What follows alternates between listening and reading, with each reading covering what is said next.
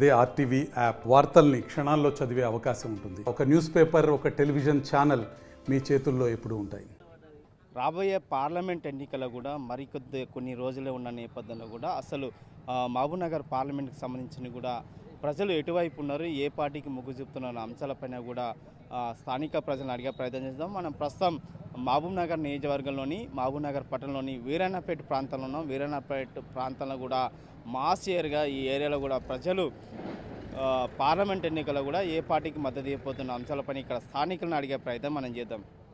Mahabubnagar parliament కూడా దాదాపు 7 నియోజకవర్గాలు ఉంటాయి. ఇందులో మహబూబ్నగర్ నియోజకవర్గాలు కూడా గత లాస్ట్ శాసనసభ ఎన్నికలు కూడా కాంగ్రెస్ పార్టీ అవకాశాలు తెలంగాణ రాష్ట్రంలో కూడా గెలిచాయి. అలాగే మహబూబ్నగర్ నియోజకవర్గం కూడా కాంగ్రెస్ పార్టీ ఎమ్మెల్యే అయింది. ఇప్పుడు జరగబోయే పార్లమెంట్ ఎన్నికలు కూడా ప్రజలు ఎవరి వైపు ఉండబోతున్నా 3 ప్రధాన పార్టీలు కూడా పోటీ చేస్తున్నాయి. ఎట్లా ఉండబోతుంది?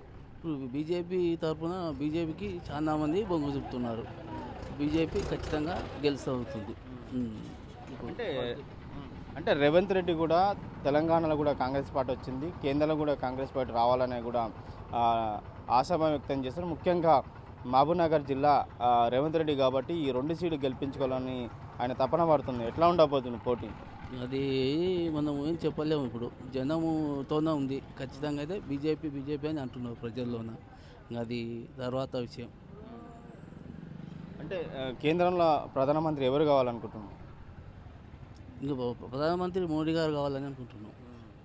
అంటే 10 ఏళ్ళ కూడా ప్రధానమంత్రి నరేంద్ర మోడీ ఏమేమి సంక్షేమ పథకాలు మీకు నచ్చినాయి? అందులో చేస్తున్నారు, బాగానే చేస్తున్నారు కదా. ఇప్పుడు ప్రతి ఒక్కటి సంక్షేమం అన్నీ చేస్తున్నాడు. మన రైతు అదే 2000 6,000 చేస్తున్నాడు. అవి కూడా బాగానే చేస్తున్నాడు. ఇప్పుడు కూడా రోడ్లు ఇవన్నీ బాగానే చేస్తున్నాడు. ఇప్పుడు కూడా డబుల్ బెడ్రూమ్ కూడా ఆయన కూడా అందరికీ ప్రజలకు ప్రతి ఒక్క పేదరిని కూడా కట్టియాలని అంటున్నాడు. చాలా ఖచ్చితంగా మోడీ కావాలి. మోడీ కావాలి. రైట్, చెప్పనన్నా. ఈ మహబూబ్నగర్ పార్లమెంట్లో కూడా 3 ప్రధాన పార్టీలు పోటీ చేయబోతున్నాయి. బీఆర్ఎస్కి వెళ్ళేమో మన్నె శ్రీనివాసరెడ్డి సిట్టింగ్ ఎంపీ, అలాగే బీజేపీకి వెళ్ళేమో డీకే అన్న, కాంగ్రెస్కి వెళ్ళేమో వంశీచంద్రెడ్డి పోటీ చేయబోతున్నాయి. ఎట్లా ఉండబోతుంది పోటీ? ఇంకా కొన్ని రోజుల టైం ఉంది పోలింగ్కు. ఎట్లా ఉండబోతుంది? మాకైతే బీజేపీ మన టీఆర్ఎస్ అయితే ఏం చేయలేదు ఎంపీగా. ఇప్పుడు బీజేపీ మా మోడీ వస్తాడు మధ్య సెంట్రల్లోకి. ఇట్లా బీజేపీ పథకాలు అన్నీ బాగున్నాయి, ప్రతి ఇంటికి అందుతున్నాయి పథకాలు. బీజేపీ వస్తుంది అన్న. అంటే లాస్ట్ టైం కూడా BRS party Manne Srinivas sitting MP ఉండి కూడా ఎన్నో పార్లమెంట్ నియోజకవర్గాన్ని ఎన్నో అభివృద్ధి కార్యక్రమం చేశారని చెప్పుకుంటూ ప్రచారం చేస్తున్నారు. ఏమేమి అభివృద్ధి జరిగింది? ఆయన అయితే ఏమి కాలు గెలిచిండు పోయిండు అంతే. అసలు ఏం అభివృద్ధి లేదు. అభివృద్ధి అసలు నాకేం మాకైతే తెలియదు. ఆయన వచ్చిండంట టీఆర్ఎస్ లాగా అప్పుడు కనబడంటే మళ్ళీ లేనే లేడు. అసలు ఏం చేయలేడు ఆయన అయితే.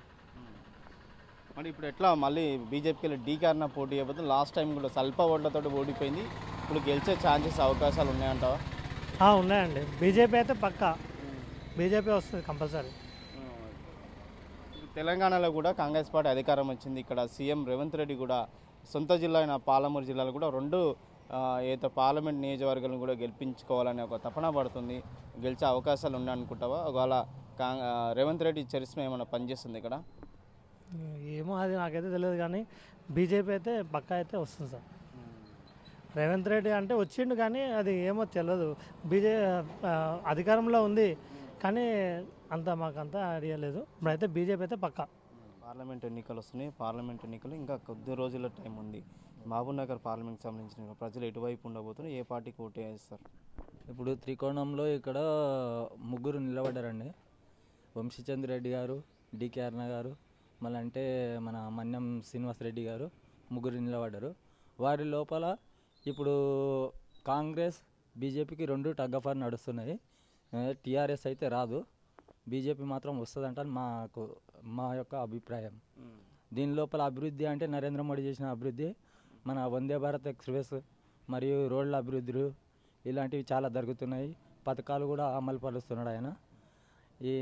ఈ విధంగా ఇంకా టాయిలెట్ బాత్రూమ్స్ కూడా మహిళలకు ఏర్పాటు చేయడం జరిగింది. డబుల్ బెడ్రూమ్ కూడా ఇది చేయడం జరిగింది.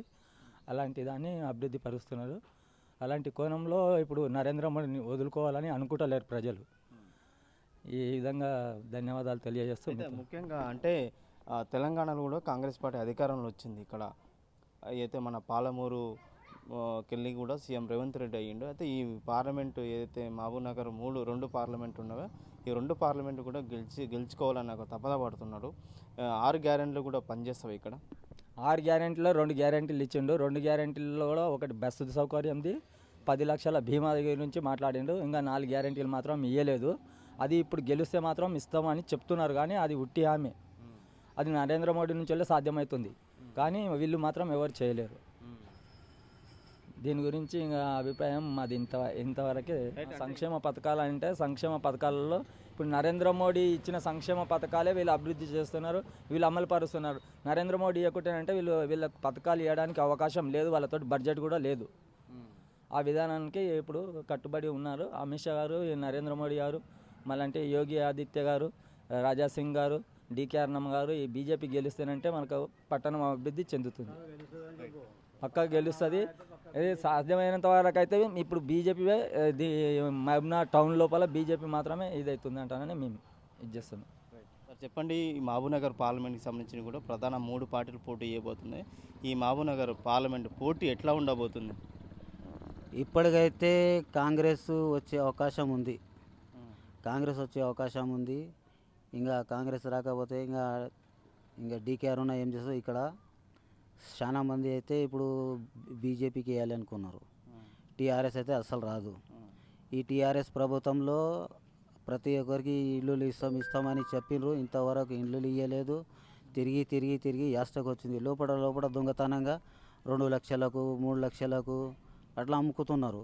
అమ్ముకొని ఏం చేస్తున్నారు, ఇప్పుడు రానికి 30 రూపాయలు, పోనీకి 30 రూపాయలు ఆటో కిరాయి అయింది. అదే రెంట్ కానీ ఈడనే ఉంటున్నాం. ఆడవాళ్ళు ఏం చేస్తారు, అగ్గువ కదా అని 800లకు 1000 రూపాయలకు రెంట్కి ఇచ్చి వెళ్ళిపోతున్నారు.